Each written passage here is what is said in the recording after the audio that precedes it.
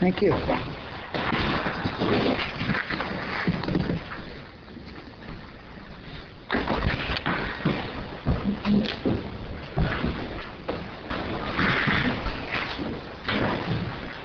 Good evening, everybody. Welcome. Hey.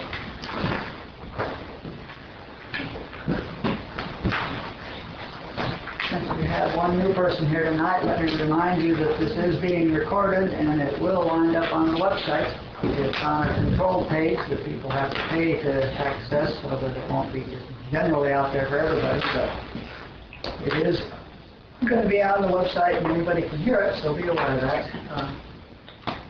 And if you want to say something that you don't want on the website, say so and I'll turn the mic off. We've been sort of working on some of the stuff in Chapter 1 of Pointing at the Moon, the Emptying Out chapter. In particular, we've been looking at Barbara Moll's list of things we love, hate, fear, and desire, and we did love last week.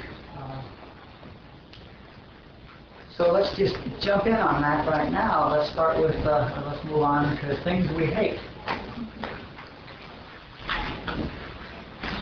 Barbara points out that the same thing can be on all four lists. You can love success, fear success, hate success, and desire success. For example, you can fear success because of the feel that when you're successful, you know, the one who flies high can be shot down type thing, you know. Too much successful is too much notoriety. You can hate success.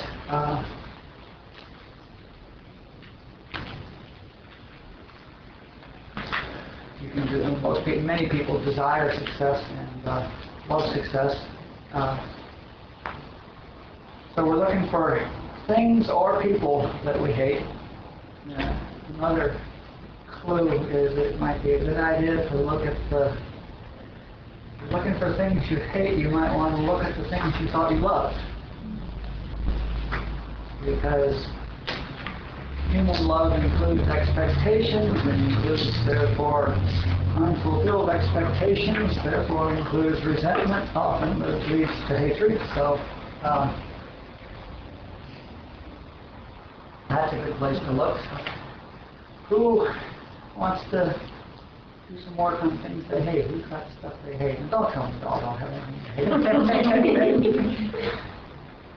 Everybody was so spiritual last week, we don't love anything except with God pouring through us. So if we get through all four of these lists and there's nothing on it, the class is over, you know, because I know you're all enlightened and I'm just the one that's really retarded here because I haven't noticed this. I claim I can tell when somebody's enlightened, you know, and if there's nothing on any of your lists, I'm clearly wrong, so. At the risk of looking unenlightened, I hate being late. Absolutely, I hate it. I have like a physical reaction to that. Okay.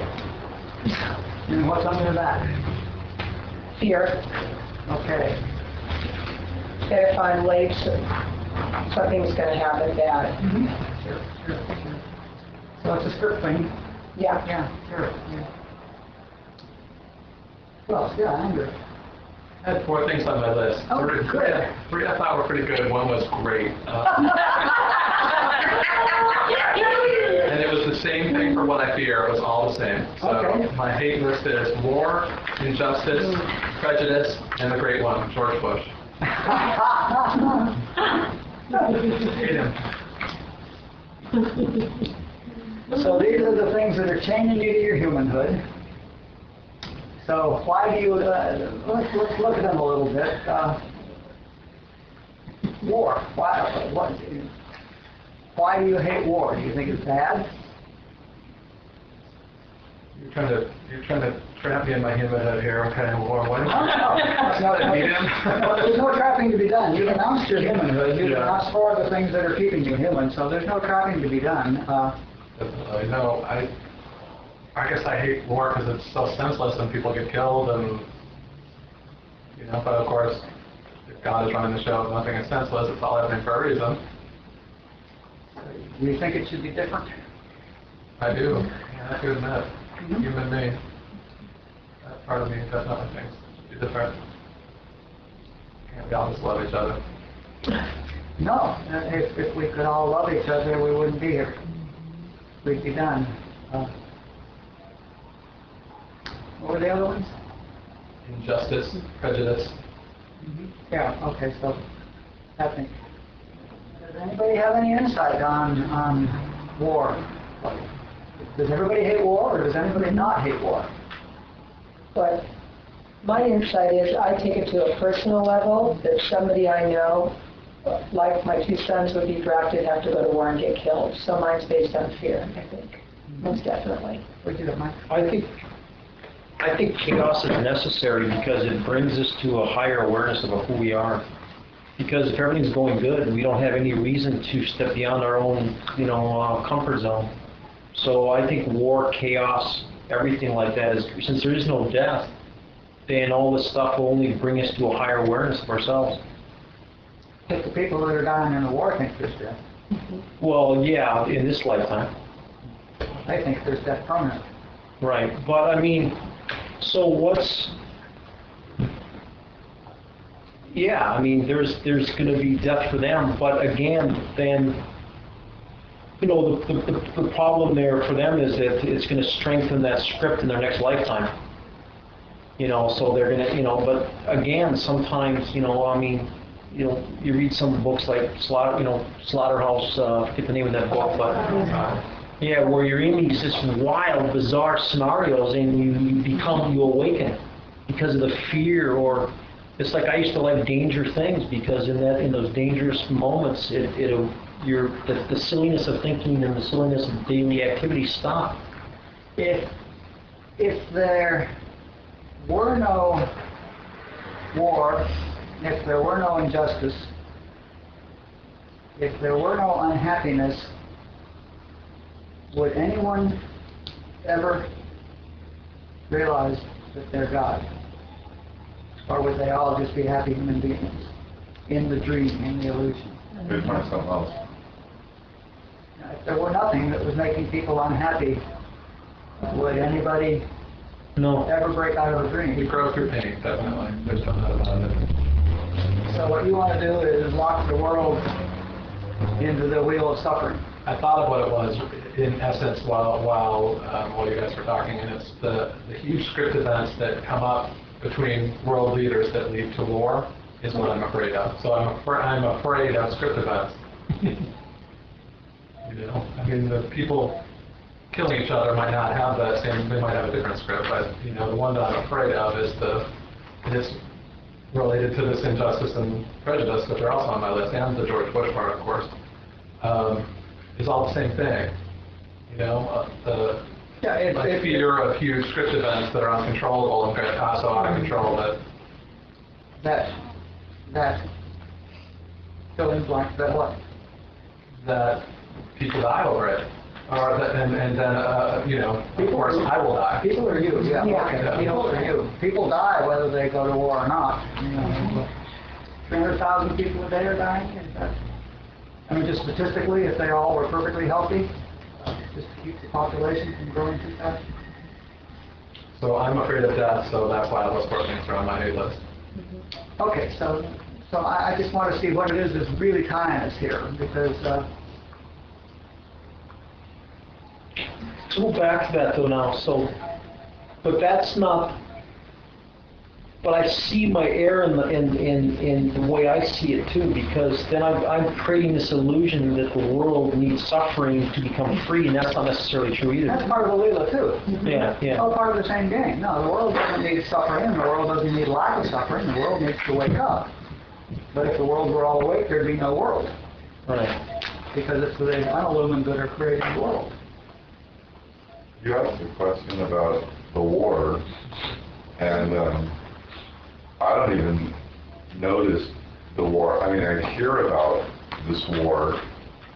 I had to even ask 3 days ago if there was a war in Iraq, because we were talking about a girl that was Persian, and they're like, or she's from Syria, and they're like, well, that's in Iraq. And I go, well, what's wrong with Iraq? They go, there's a war there. So my whole point I'm making is, I'm clueless to hurricanes, war, any of that stuff, because I don't watch the television, I don't read the paper. It's been like this for, 10 plus years. So when I hear people in the fear of the things that are in other states, I don't really get it. Because you ask that question, what people, what do you think about war or not? So you don't think about war, so that's fine. No, because I don't get it. Okay.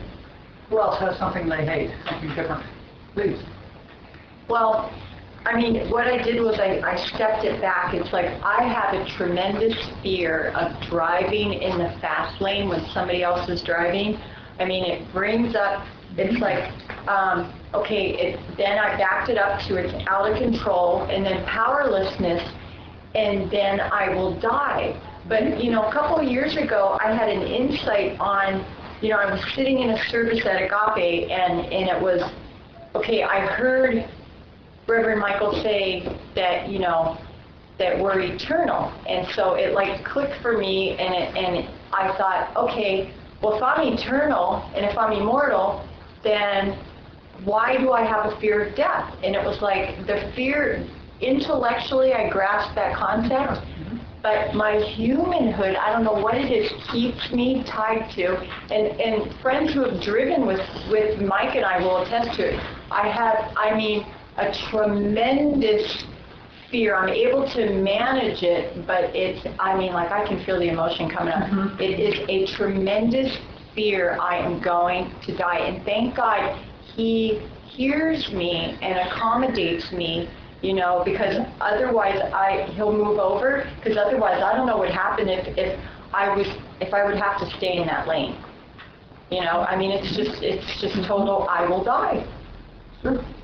But I understand that if I die, it's okay, but I still don't, I'm still the fear. But understanding is just the first step. So what would be the next step? Getting it, knowing. So would I have to die and come back and realize that everything's okay? I don't want that to happen with me. Fire on the hood. I've already done that 100 times. How did it work? Yeah. But in terms of script, it's like, okay, well then I realized, because you and I have talked about that, before, that, something must have happened, that I put myself in somebody else's care and I really did die, Probably. So, but it's just... So yeah, I trust that entirely. You hate being afraid. Yeah. And you hate being powerless. Everybody, by the way, hates being powerless. And you're afraid you'll die, sure. Yeah. Okay. I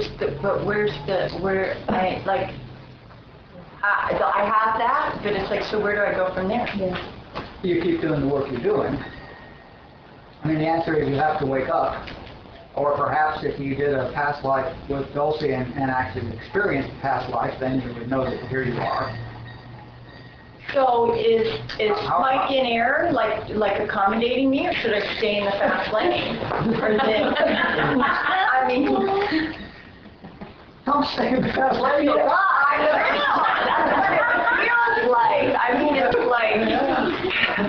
No, I don't know how having a panic attack is going to awaken your life. I can try it once, but if it doesn't work, no. If I had a quick solution for waking up, I'd tell everybody. I got it. When I'm in the fast lane, I'll say, honey, can you take the wheel? Something's in my eye. No, the answer is slowly, this stuff drops. And slowly, you see more clearly. And slowly, after a while, it becomes absurd to think that you could die. So it's basically, it's like, okay, I have the intellectual knowledge, but it's just not my experience yet. Practice the awareness exercise. And from the awareness exercise, if you can realize the presence and realize the consciousness. Now, if you can realize that there's only one consciousness, if you can actually become aware that the consciousness is much, much bigger than that body, if you can get it that you're within the consciousness, okay? And you can realize that you can get there with the awareness. Like, get to the point where you are aware that you are within the one consciousness. And that one consciousness is this consciousness, the consciousness that you're being aware of it with, that you're looking out through, okay?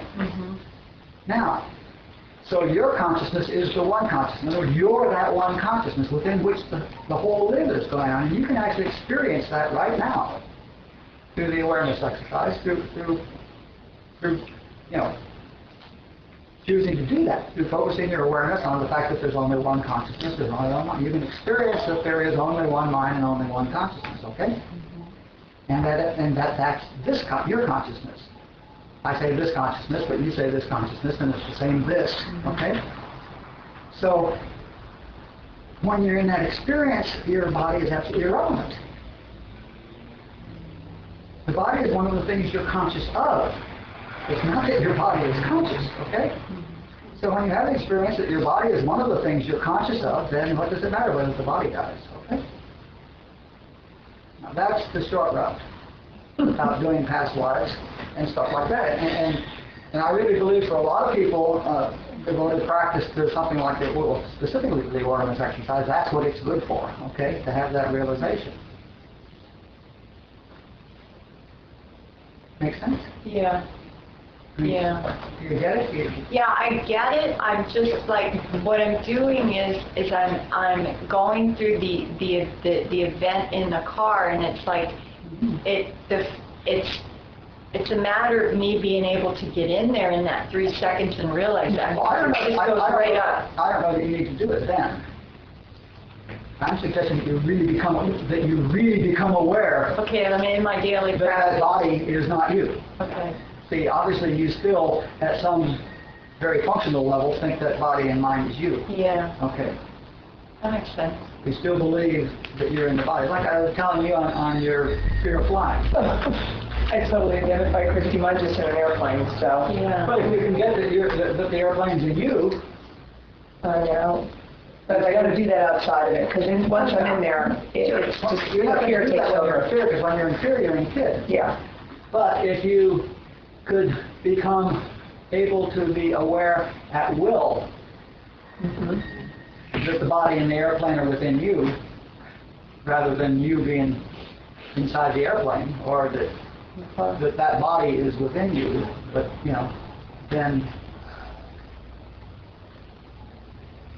then it's got to wash. When you know that, and we're just talking about the deeper and deeper and deeper you know that, and all of a sudden, the fact is that if you're in that consciousness, then if you're going down the freeway in total panic because you're going to die, that's irrelevant.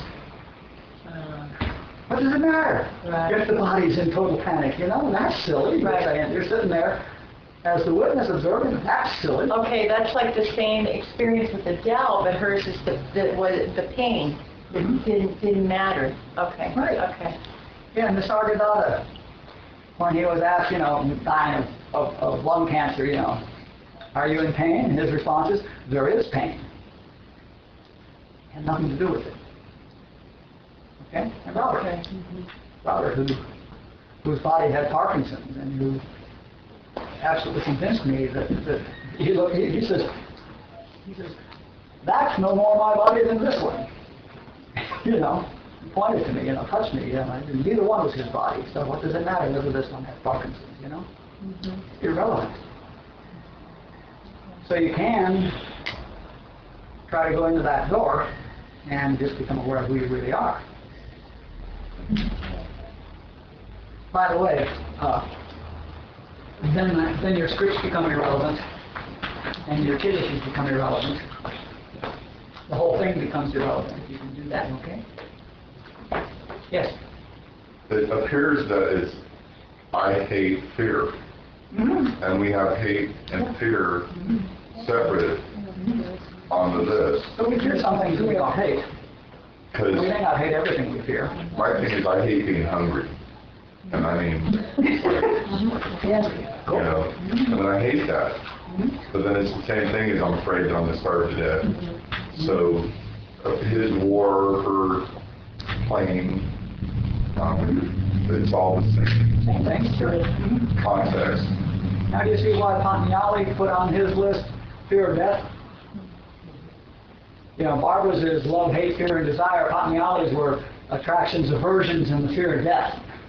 And you think, well, why fear of death? Why not the other fears? But you see that all the other fears come back down to the fear of death. I mean, that's it, okay. That's the fear. The buzz? Yes. Is it easier to pull out of that fear if you look at things as being predetermined? I don't know if it is or not. I mean, I have not run a statistical study. There's a method of doing it, isn't it? It certainly is. And if you happen to think that things are predetermined and that they're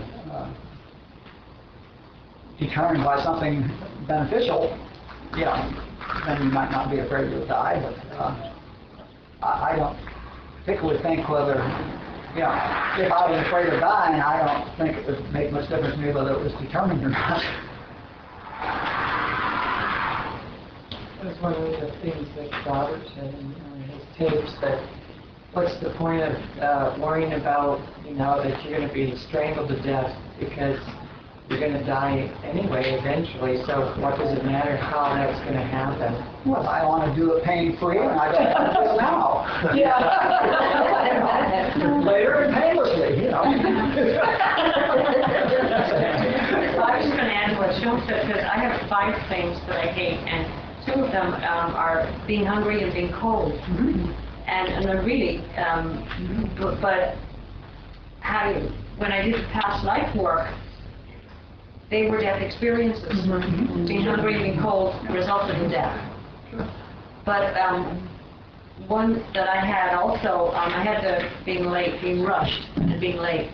But another is feeling controlled or imposed upon. I hate feeling imposed upon the people. Another. And what's behind that? What happens if you're imposed upon? I just feel suffocated by that person. Okay. Maybe powerlessness at the back of that. Well, powerlessness at the back of everything. But I really, I just react with them. I want to react with just like totally repelling them. That's going to be another death thing. That's interesting you used the word suffocated. Yeah, I didn't know that. Yeah. Yeah. See, the situation is suffocating. Yeah. Why am I, Yeah, there's always something. Okay, let's just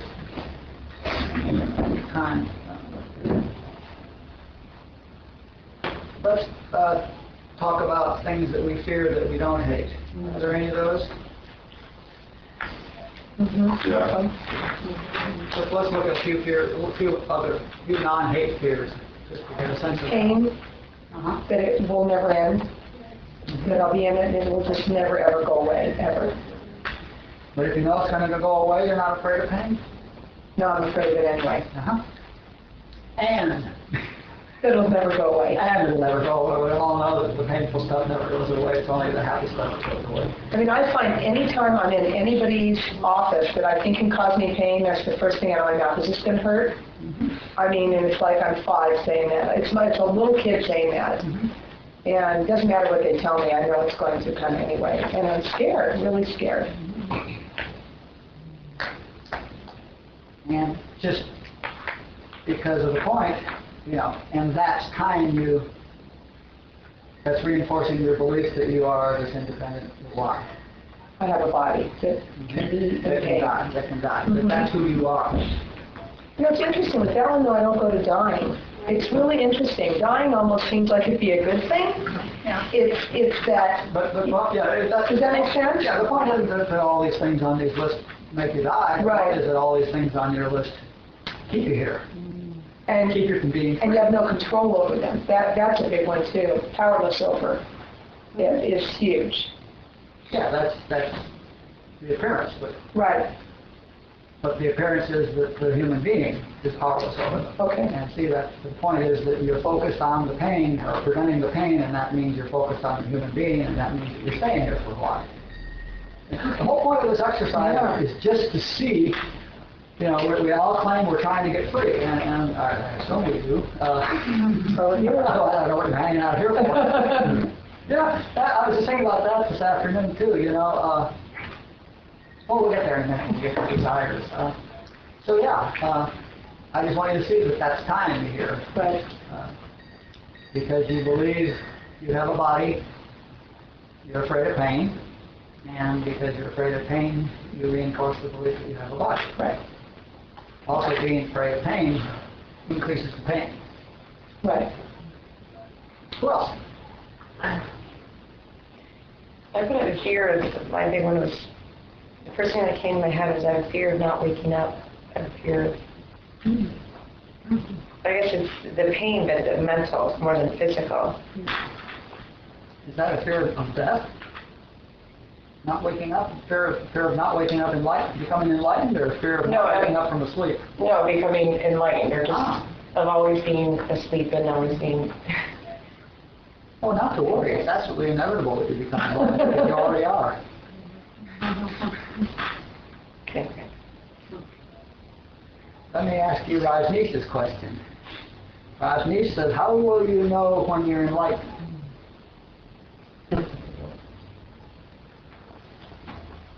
I heard that before. How will you know when you're enlightened? You know, right? No. Why not? Opening eye. Who would be saying? Yeah, There won't be anybody to know they're enlightened. Okay. So the one that you're afraid won't wake up won't wake up.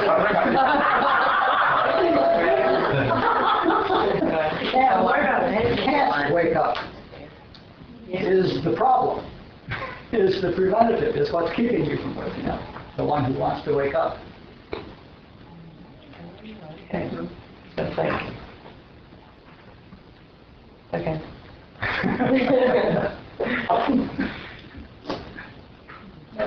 How does it tie in? She has a fear she won't wake up, and I have a desire for less ignorance. They're the same thing, right? Yeah, in the absolute sense. I mean, if you're not talking about school book learning and stuff like that, if you're talking about, if you're talking about ignorance, yeah, you can be less ignorant.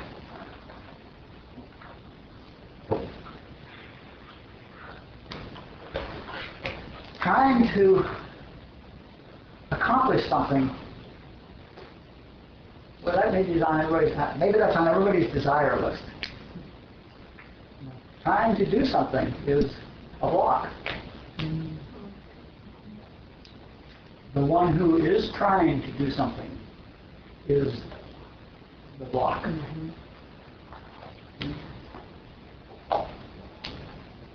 Any other? I just had a aha. Endless suffering. Please share the ahas.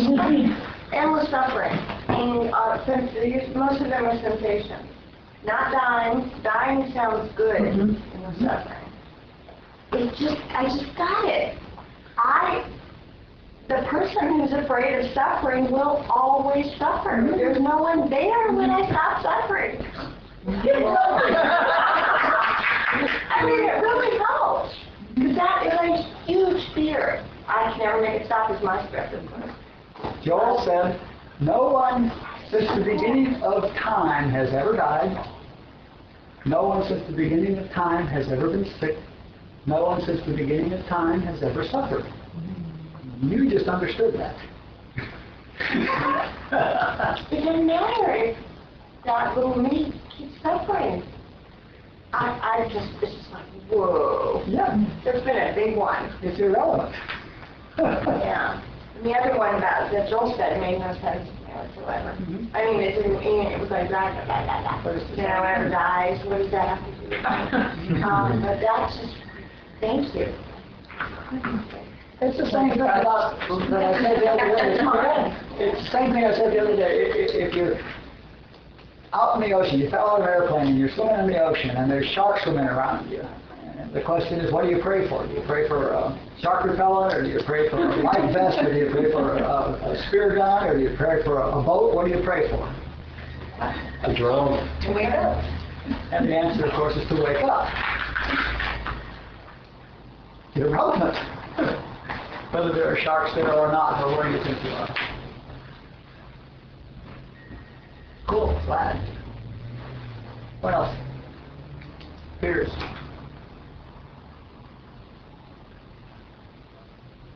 All right, let's look at desires.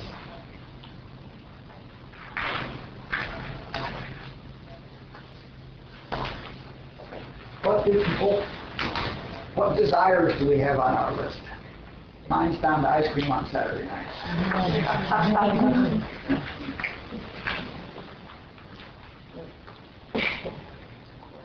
we all desireless? No. To awaken. Okay. And shoot a round of par golf. After or before? So yeah. But they kind of all go together. My fear would be stuck in the whole materialistic, capitalistic structure. So it's like to awaken would be my desire. Yeah, that's a good one. Of course, it's blocking you. Yeah. I desire to fit in a group of people, and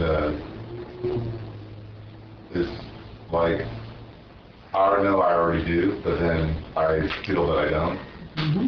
So knowing doesn't help.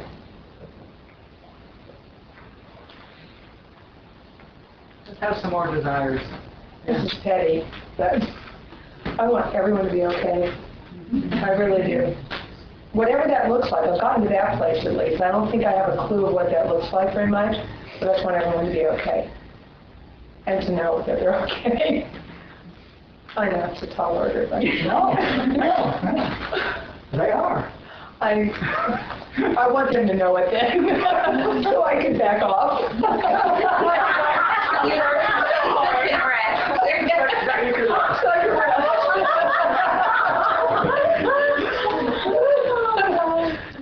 Some other desires. More than that. Can you desire success but fear success, Absolutely. and then hate success and love success? You betcha. All of them. There it is. I'm not conscious of it on a regular basis, but I definitely desire power. Power. What kind of power? Well, as in the opposite of powerlessness. You know, to make people, to make things happen. Which creates a space where you'll never have it. Especially when you're powerless. Correct. Yeah, sure. Yeah, I have control and security, that elusive thing, and on fear, I had down tomorrow. And I noticed that when I went through my fears, a lot of them were things where, if you ask me if I have enough right now, yes. And if you ask me if I'm okay now, it'd be yes. But I have this fear that I won't be okay tomorrow or the next minute or whatever. And my desires, a lot of it is sort of like, like control or some security that, that I, like control over, like the next minute and tomorrow and these phantasmic times when I believe I'm not going to be okay. If we had our desires, would we stop suffering? No. If you got your desire, if everybody knew they were okay, would you stop suffering? Well, I'm sure I'd come up with something else. No, just with... Oh, if that one. The fact that you want everybody to be okay. It feels like I'd be is causing you suffering, right? Right. Now, if you got it that everybody was okay, would that stop your suffering? if I really got it, that everything was perfect and okay. If you thought, in the same sense that you think they are now, if you thought they were okay, would that stop your suffering? I think so. You wouldn't start. Oh, that's what I'm saying. I'd probably start suffering from something You would else. start suffering because you were afraid they might stop being okay. That's why I said I know I dreaded something else. I How mean, about the same thing? If you Okay. got what you desired, would so if I knew everybody in here was perfectly okay, If you got what happy, you and desired, Right. all of you look at your desires, if you got what you desired, would you not start immediately suffering just as much being afraid that you would lose what you desired?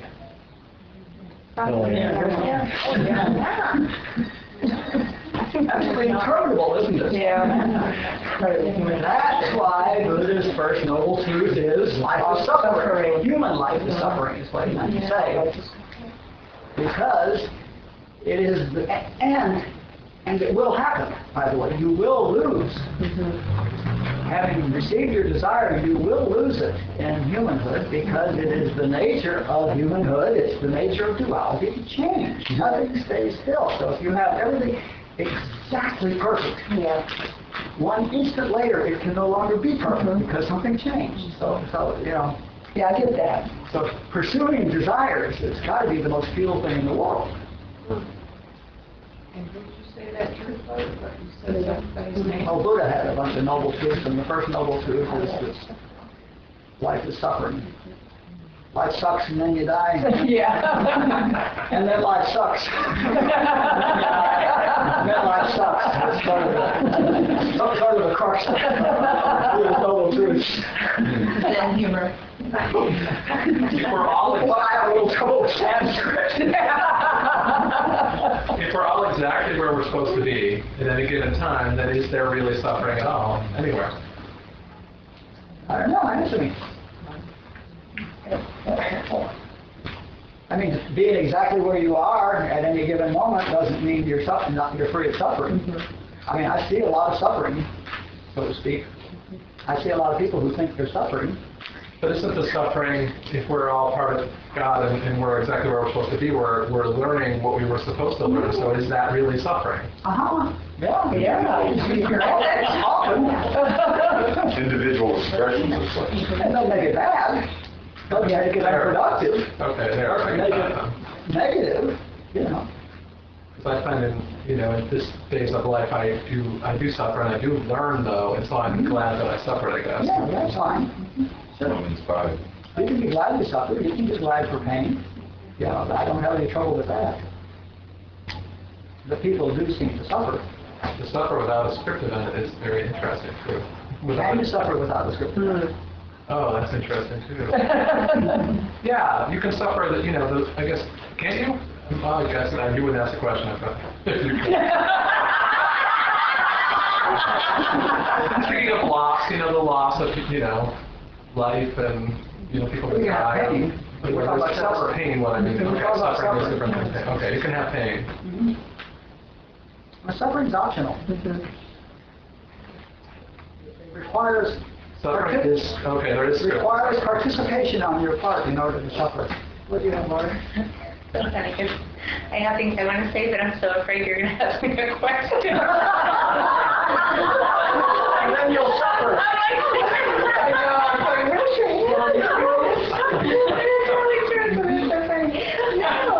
No, they're very lovely. It's the fear of it's the fear of not getting it right. That's what it is. I really want your list to be empty. I know. I don't know whether you do or not. I think I do. All right, then raise your hand. Okay. Hold on, my guitar. I want to be happy. I want to be free of script. And I want to feel as one with a big eye. And it's, you know what, there's all kinds of things I could go list. I like corn sherbet every day for lunch and dinner. And, sweets all the time, pastas, all kinds of things, and no calories. Absolutely, I want all of those things that I can't fit. I think my main desire is I want to be happy, and it's interesting though, I looked at the fear ones at first and thought I'm going to do the opposite of those. But then, as we were talking here at the end of my fear ones, I put really, all are a fear of death. Well, if I'm going to go to that, I don't want to die. Well, there's your problem. That's one of the things that's keeping you here. Yeah. I have a question. Let me stay here a minute, though.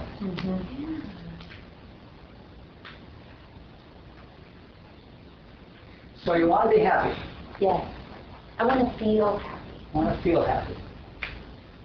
And what would make you feel happy?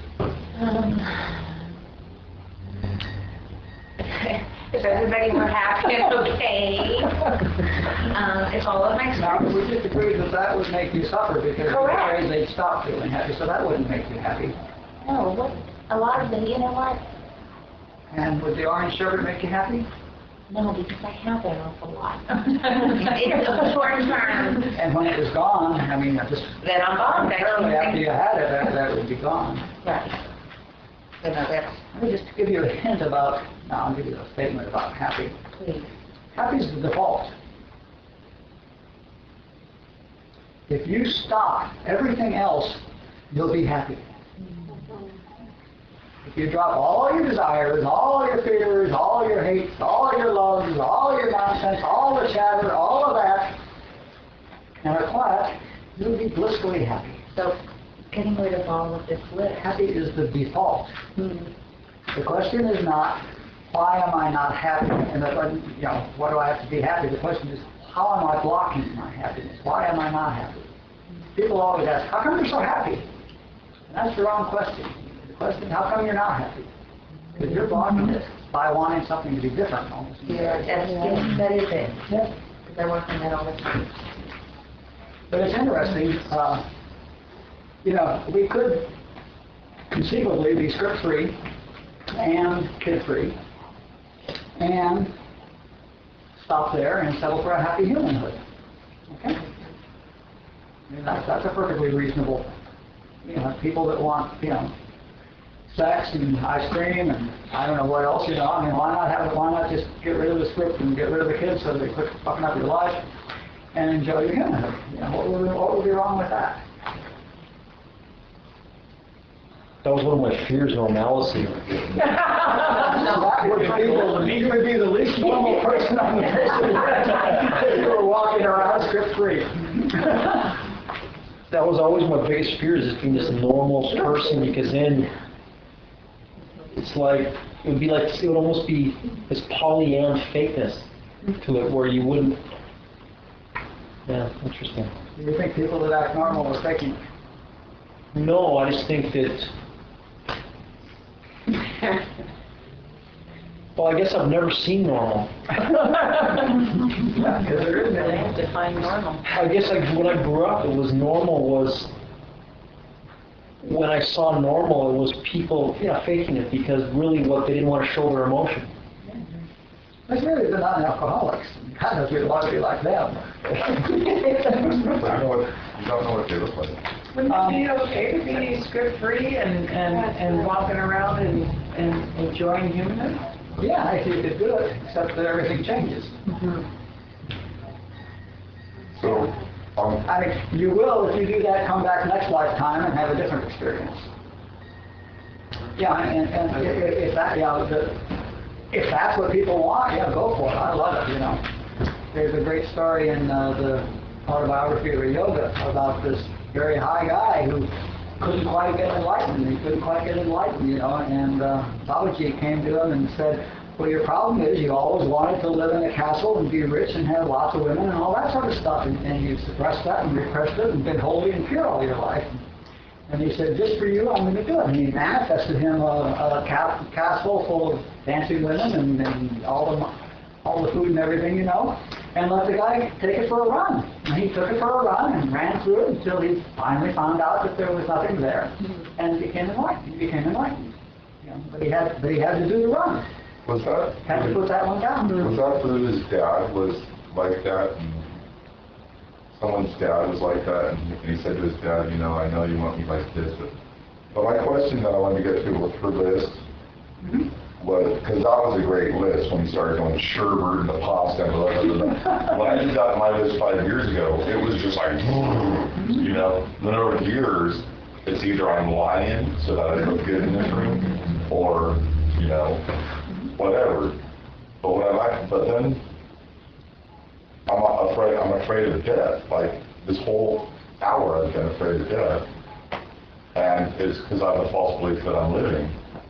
You know, that like this body exists and all this. And The body is living. so then the question comes, well, if I'm not my body, then who am I? And in that question, I don't know whether it's the little I or the big I, because the little I would be just like confusion, and the big I would be, well, it doesn't exist because the little I is thinking that. So I'm stuck. And I'm confused. You always get confused every time I come to this class, but a lot of people get what I'm saying afterwards. They say that to me. But my point that I'm saying is that if we were never, you know, I don't know how to ask the question, but Ann and I came up with this script, I'll never be struck in lightning, a long time ago, because we keep coming to this room. And you said we get that at the desires part. Like, why do we come here? What, you know, why do we come to this house and have these discussions? Well, why do you? I don't know. I mean, everybody has different reasons. I assume we're not all here with exactly identical reasons.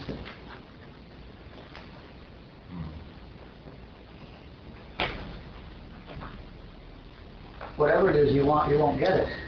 Right. And that's kind of, you brought that up when you were in the fears. You said, well, why do we all come here? And you said, well, I'll bring the desires thing. It's like, why do we all come here? I had another thought that I said I didn't bring up in the desires thing. Which I think I probably have a little bit about it.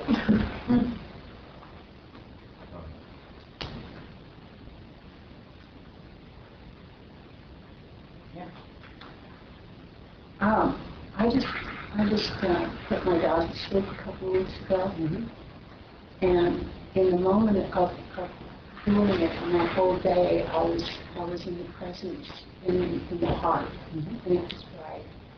Afterwards, the guilt trip set in, and I felt like I had killed my dog, and this horrible sense of guilt just took me over. And I put that on my fear list. And I was looking at what, I mean, I haven't gotten to the bottom of it yet, but I'm moving in and out of it with some consciousness. But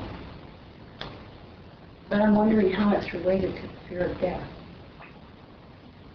Well, I don't know that it is. It could be, yeah. Because I want to die when I'm in it. It's kind of like, if I'm going to feel like this, because you don't want to feel this way. Right. Yeah, guilt comes from human consciousness, and it shouldn't. It's what we call a universal parent, Right. which is the beliefs in human consciousness that you should do this and you shouldn't do this and such like. You know, what you're doing is open enough that you're hearing human consciousness shoulds and shouldn'ts. Right. And apparently, it's striking a chord in you. Right. There's a kid in you or something that really feels like that's true, you know. Yeah. So that's where it comes from. You just tuned into human consciousness. Yeah, I'm aware of that. Okay. And, you know,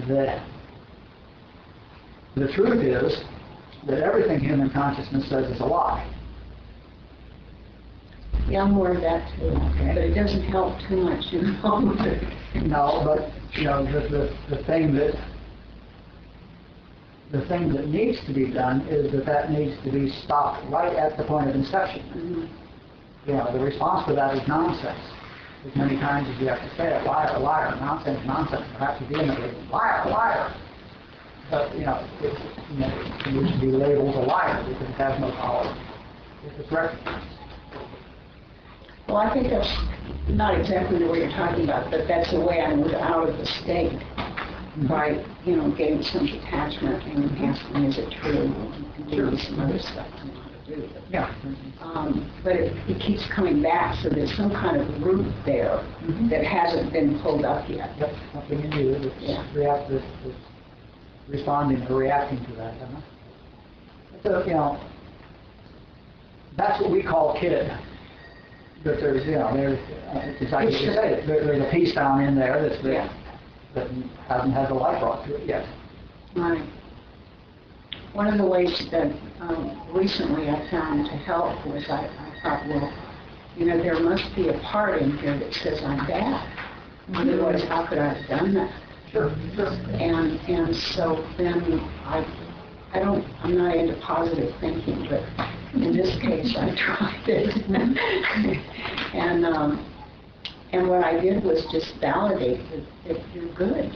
You're a good kid. You're a good person. And I was like feeding that. And it works for a while, And then I go on and then it hits again. Sure. But I wonder about, I was trying to look and see, is there a fear of death in me? Because if we say that all our fears really bottom line is fear of death, which I agree with, then where is it in that? But it may not be a fear. Oh. It may just be a belief in good and evil, good and bad. Okay. It may just be Okay. Yeah. A three-year-old piece of you that has a very strong conditioned belief in good and bad and wants warm, fuzzy teddy bears and things like that, and it's just, a little kid that has a strong belief in good and bad and has probably been told for lifetimes about what's bad and she's probably afraid of being bad. And there's a fear of death, because if a kid is afraid of being bad, it's because it displeases its parent, and its parent is God, and it'll die. So there is a tie, but it sounds to me probably like the universal parent saying, you're bad.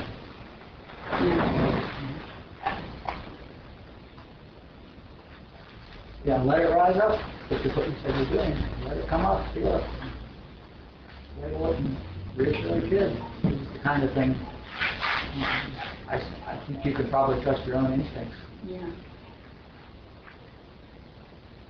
you hear something? I was just going to say, the coming in and out of it just reminds me of grieving, or a loss. Well, it is a part of grieving. Yeah. Yeah, because I remember when things that were very, like my mother died, just things that were big in my life, that coming in and out of it was, you'd be fine 1 minute, and the next minute it just hit like a tidal wave. That's just what I heard. But there's more attached. What's connected? What grieving is hypnosis. Okay? It's not feelings.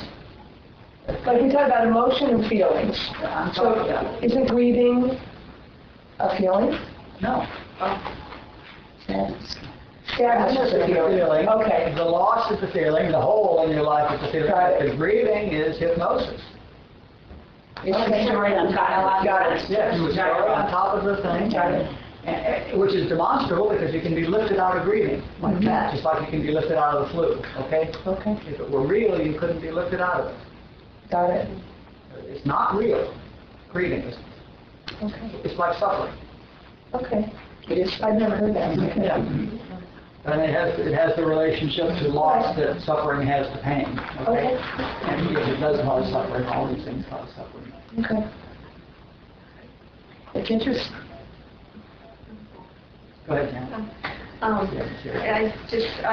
was just going to talk about desiring, because since we were talking, it got really strong for me that, one of my desires was freedom, and I didn't know freedom from what, and what I realized is freedom from the fear, and one of my desires is dropping all concern, and that's a really strong desire, but, it goes back to, the fear, that, I want freedom from that. I want freedom from, doing the work, and a couple of things that I have gotten a measure of freedom. I see that layer at the onion, that there's still stuff underneath of it, and there's still more. But that's what I desire. I think more than anything else is that freedom from all those little things that stop my joy, like being afraid to be asked a question, or being afraid that I'm going to say the wrong thing, or being afraid, just afraid. Script free. Yeah. Script free. Desire. Well, it is all script. That's all the same thing. It all, It's all script. Yeah. you see how intimately this all ties up to script. I mean, fear is script. Yes. I did notice that almost all of mine were on the fear and the hate, were afraid of things, somehow relating back to my script. I mean, that's the first thing I noticed. Your scripts are your greatest fears. Right. You So, already have that list. and I guess a lot of the desires that I'm looking at are things that would be to maybe overcome my, that would be overcoming the script. One thing that I wanted to mention about, that I had heard at one of Dulce's retreats, we were talking about desire, and she brought it back to that, and I think you might have touched on it already a little bit, is that good and evil. We desire things because we think it's going to be good, or we don't want them because we think it's that whole duality, which kind of helped me for some reason, like with some of the things that I thought I was desiring. Do you see that? Good and evil are conditioned beliefs. And do you see that you're conditioned into your desires?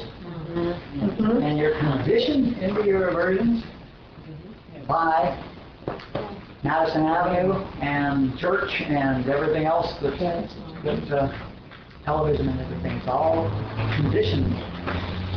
I could see that because I was, even as I'm writing, I'm thinking, do I really, is that really me, or do I really desire that? Do I really fear that? It's almost like an automatic response. Well, I'm not supposed to. I'm not supposed to desire it.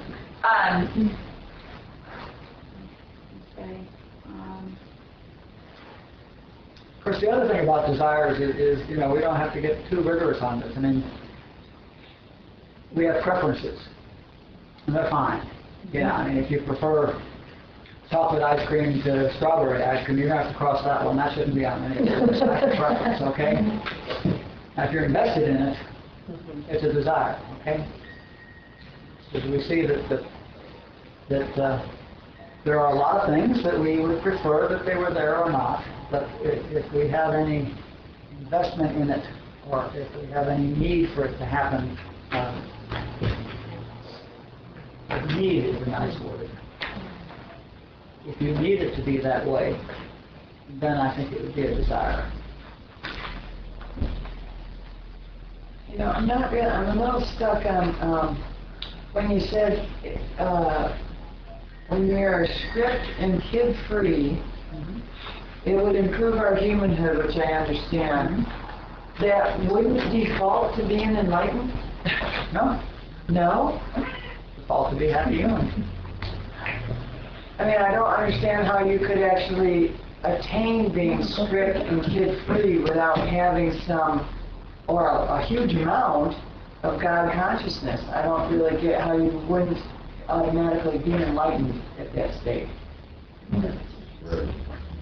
Or, have a really high amount of God consciousness, which would not tie you into the human, enjoying humanhood. Well, I don't know that I don't want to try to construct a scenario in which that could happen. But certainly being script-free and kid-free does not imply enlightenment, anything like full enlightenment. More joy. Yeah, Let that one sink in, because that's not quite it. Because I'm thinking, but you have a lot of God consciousness to get script and kid-free. I don't you have know. to get a lot of adult gear to do that. But the other side of the coin is true, that kid or script will prevent enlightenment. Any remnant of kid or script will prevent enlightenment.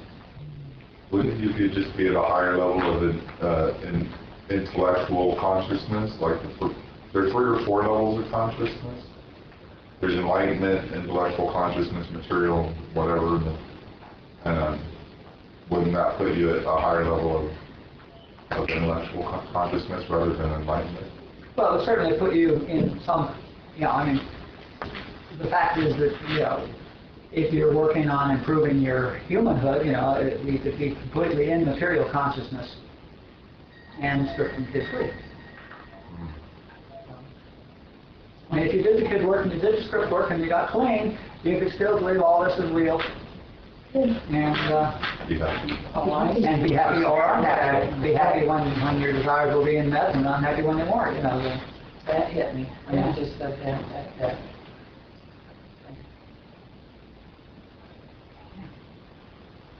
Something said you said about authors of potential healing. I had two things on my hit list. It's okay, but one of them is children.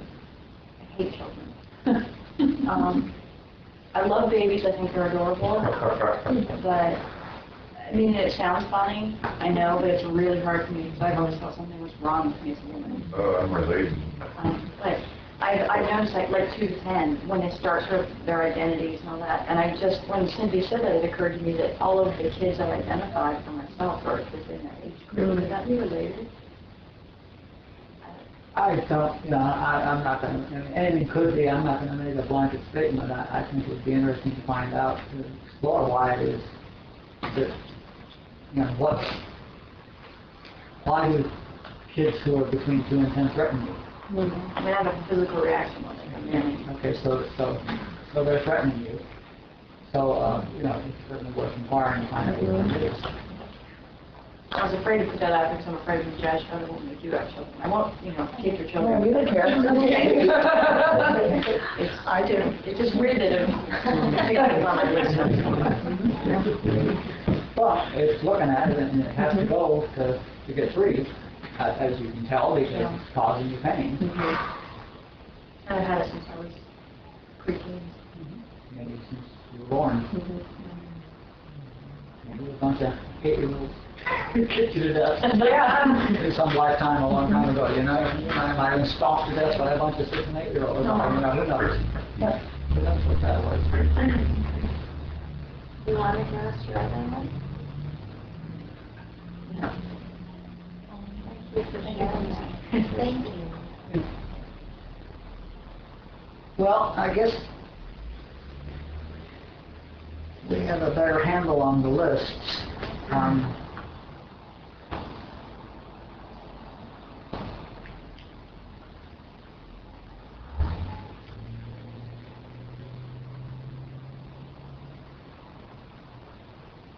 Okay, yeah. The next question to play with, and the last question in this sequence of stuff.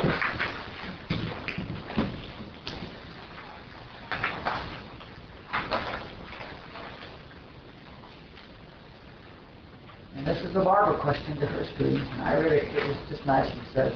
What are you still clinging to that you get your sense of personal human ego satisfaction and personal worth from? Did you email us that? I know. That's a long one. What are you clinging to that gives you satisfaction? What are you clinging to that helps you nullify your script? What are you clinging to that says you'll never be good enough? No, which helps you nullify your script that you'll never be good enough. What helps you assuage your inner terror? What makes you feel good about yourself? What gives you satisfaction? Okay? That's attachment, though, right? Yeah, it's attachment. It's ego. Patanyali number 4 was ego, and which is what we're moving over to now. What is it that makes you feel good about your small self? What gives you satisfaction? What makes you proud? What makes you okay? What makes you feel like people should think you're neat, or cool, or okay? Okay? So, you said something else about what gives me satisfaction and something about the ego. What was I liked the way you worded that? Do you remember what that was? I don't pay attention to that. That's what I thought. No, this is just the 4th thing on Patanyali's list of 5 was ego. So this is really asking, what are you doing to fortify your ego? Is what this question boils down to, isn't it? And she has a bunch of different ways of saying it, but... Wait, say that again? Boils down to? What are you doing to fortify your ego? Kind of like desires, right? Well, it's not the same, though. the fact is that our scripts all come down to I'll never be good enough, and we're doing things, we're clinging to things that make us feel good enough or give us satisfaction or make us feel proud or, you know, or stuff like that, you know. And let's put together a list of those things. What makes you proud? What makes you feel good? I think I did the opposite of what I was trying to say. Oh, please. The desire, she said she desired to be with God. And so my desire to be with God is what separates me from God. Yes. And my desire to come here so that I can be in a higher consciousness is actually keeping me separated from, it feels good, but it's the desire, rather than being in the consciousness, I desire to be in it. That was why, if you listen to the Robert CDs, you know, he's always saying, he starts lots of the satsangs with, ask yourself why it is you came here today. Okay? Very good. And the point is, because you're not going to get that because those are all wrong. And I knew what my answer was for that, and my answer is there was no answer. My answer is that here I am, you know, I keep showing up, and it's not because I'm seeking anything, it has nothing to do with wanting to or not wanting to, that's what I do, which is why he was there. That's what he does, you know, which is what I do. Right. And that's fine. I have a kind of a question about the desire thing. Are human instincts desires? I mean, is that still a... Probably not. I mean, that's not what we're dealing with. That's you know, instincts are, you know, we've had 500,000 years of training through all sorts of levels of humanhood and such like, you know, and training in survival. And it's like it's in our DNA already, what worked. And our instincts are are the stuff that has worked at letting us survive for the last 100,000 years. So that's not what we're dealing with here. It's got nothing to do with the personal sense of I, because we had the instinct before we had a personal sense of I. Well, one of my desires was to have a baby, and you hear a lot about maternal instincts or the maternal clock, and I guess I was trying to differentiate, is that really an instinct, or is that a conditioned belief because you get to a certain point and that's what you think we should be doing? Well, it's a hodgepodge of all of that. It certainly is. I mean, certainly the DNA, I mean, the whole species, I mean, you know, the body is only interested in one thing, having babies and staying alive. You know, our entire selective breeding has been to allow us to have babies and stay alive long enough to raise the kids to where they can have babies, at which point we're useless.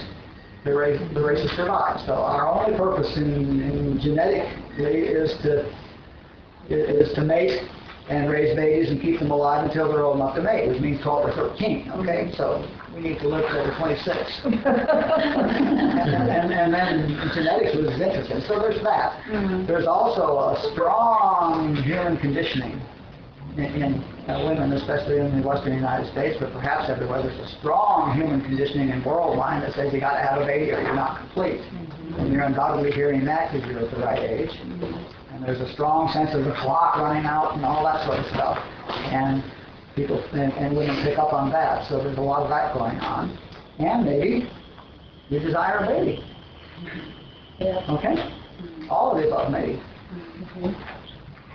Be aware that we do have bodies that have their own agenda. Okay?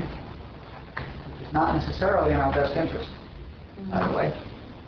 What worked 150,000 years ago may not be on the top of our list right now.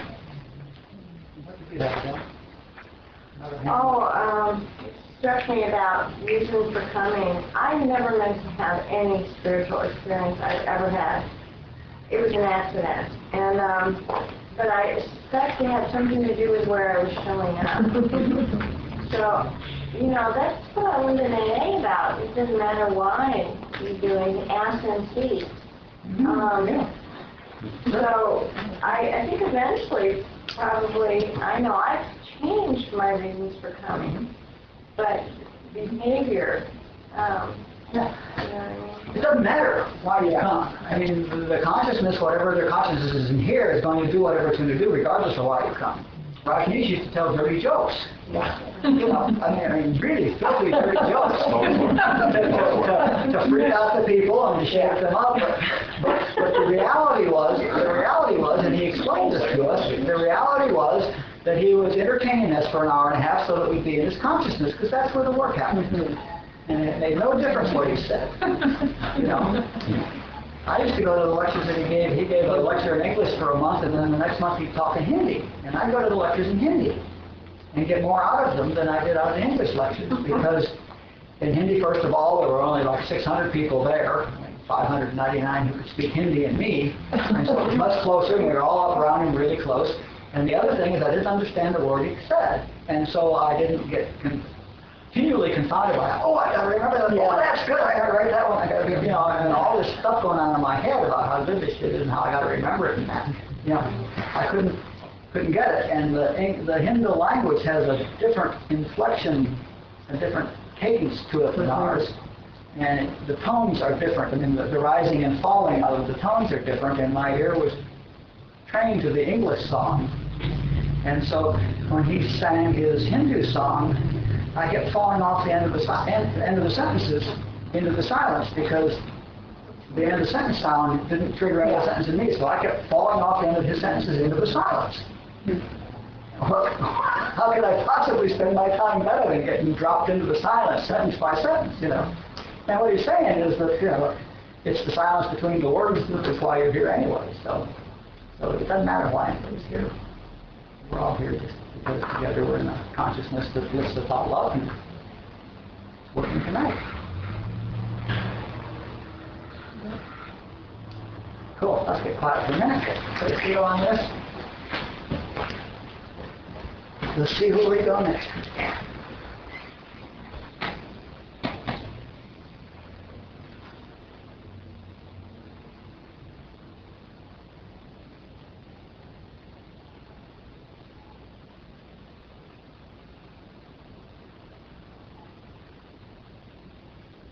Okay, I love y'all. Thanks for coming. Calendar.